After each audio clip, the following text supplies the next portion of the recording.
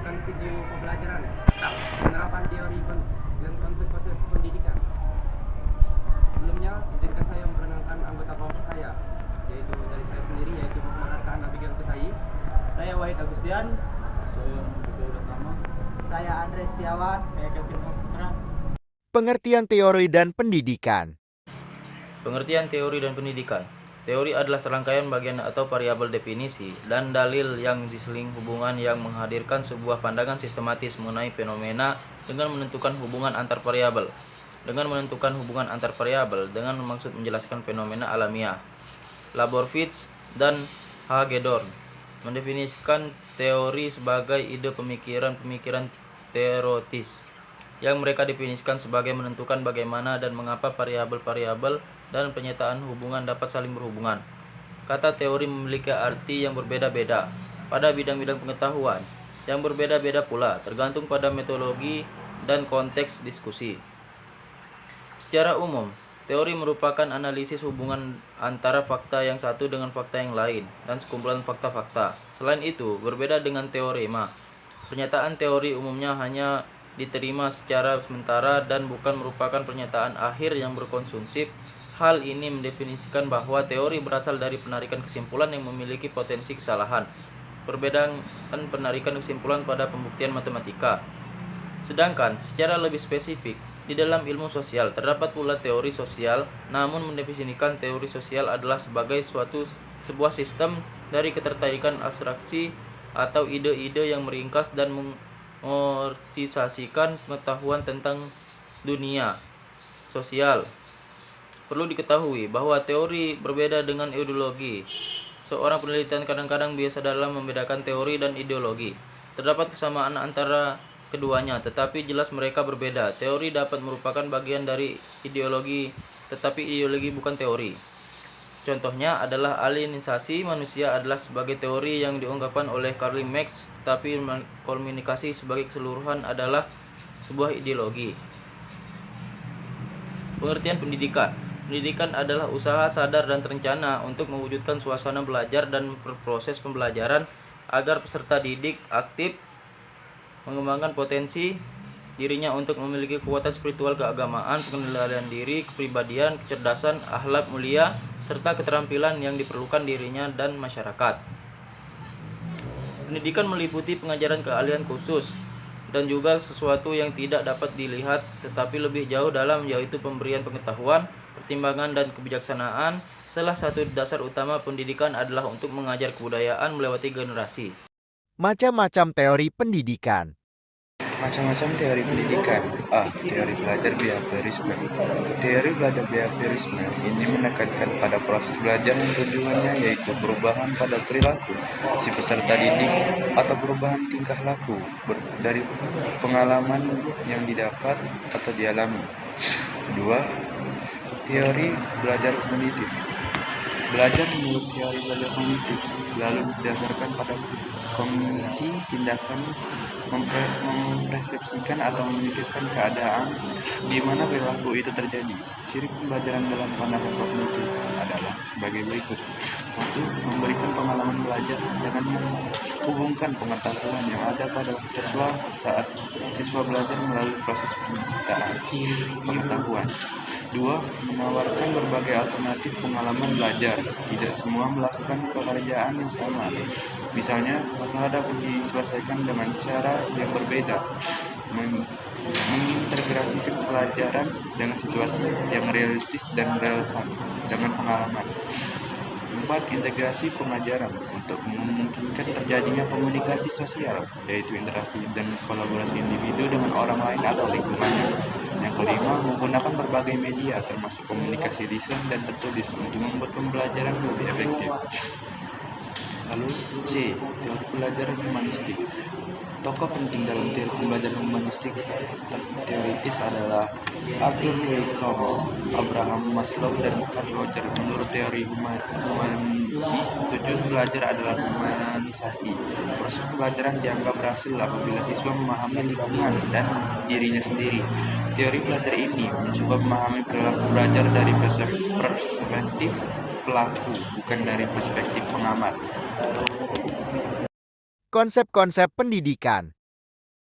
Konsep-konsep pendidikan. 1. Pendidikan pribadi. Teori pendidikan ini bertolak dari asumsi bahwa sejak dilahirkan anak telah memiliki potensi-potensi tertentu. Pendidikan harus dapat mengembangkan potensi yang dimiliki peserta didik dengan bertolak dari kebutuhan dan minat peserta didik.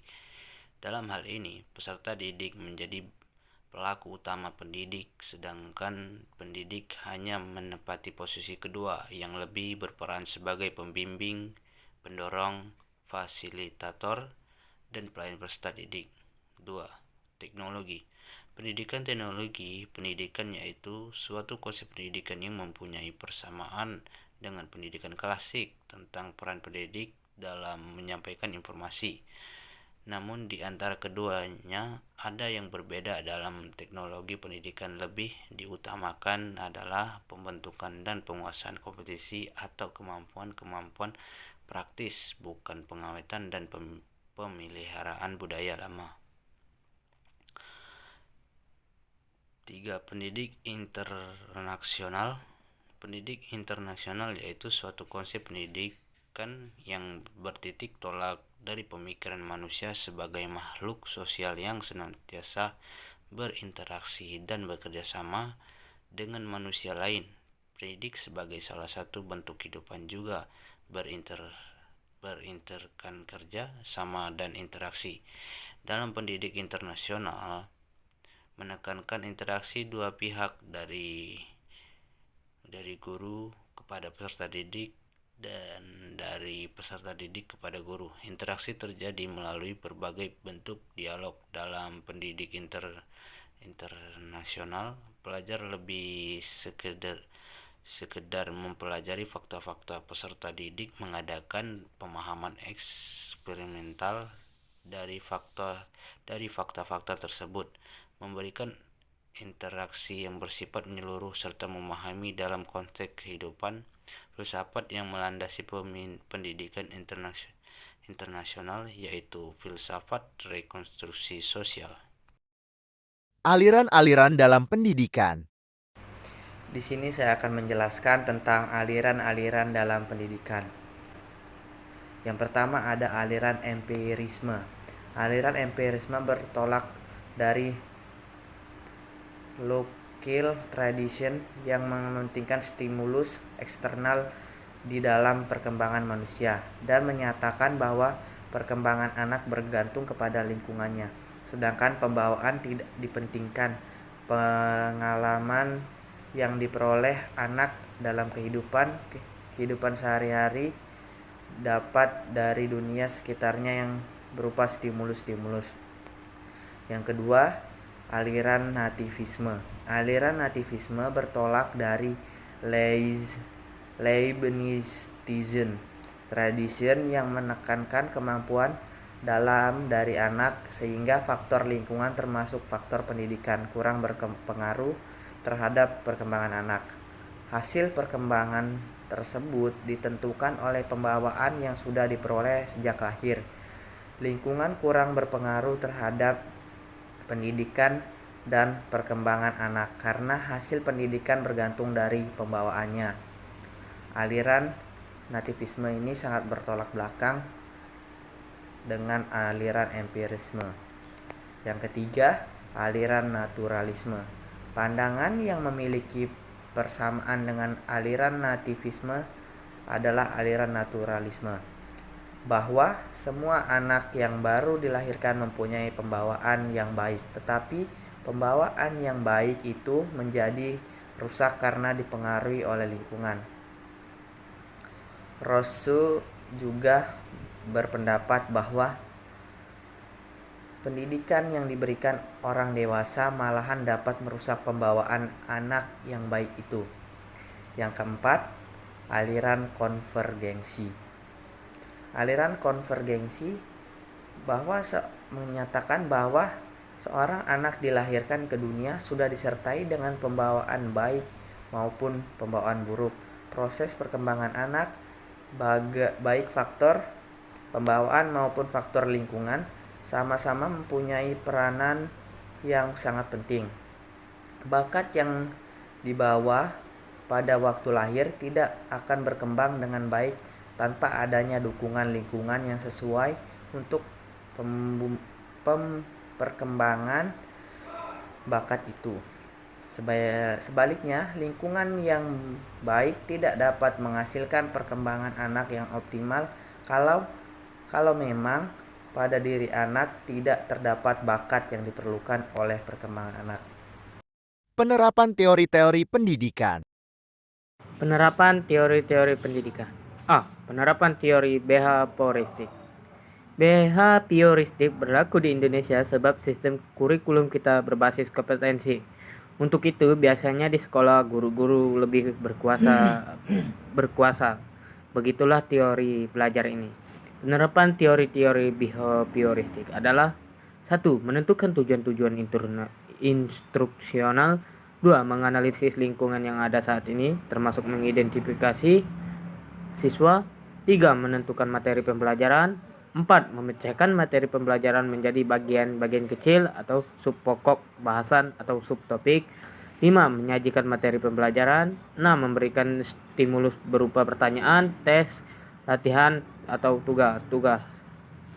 Mengamati dan mengaji respon yang diberikan. 8. Memberi penguatan reinforcement atau positif atau negatif. Memberikan stimulus baru, mengamati dan mengaji respon yang diberikan atau mengevaluasi hasil pembelajaran, memberi penguatan. B. Penerapan teori kognitivisme. Penerapan teori kognitivisme adalah 1.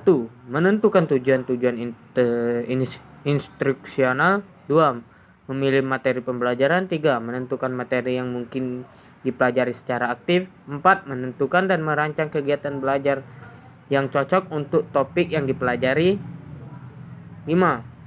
Mempersiapkan pertanyaan yang bisa memicu kreativitas siswa untuk berdiskusi dan bertanya. 6. Mengevaluasi proses dan hasil pembelajaran. C. Penerapan teori humanistik. Penerapan teori humanistik yaitu 1. Menentukan tujuan-tujuan internasional. 2. Menentukan materi pembelajaran. 3. Mengidentifikasi entry behavior siswa. 4. Mengidentifikasi topik-topik yang kemungkinan mahasiswa dan mempelajarinya secara aktif. 5. Mendesain wahana atau misalnya lingkungan, media, fasilitas lainnya sebagainya yang akan digunakan untuk belajar. 6. Membimbing siswa belajar secara aktif. 7. Membimbing siswa memahami hakikat makna dari pengalaman.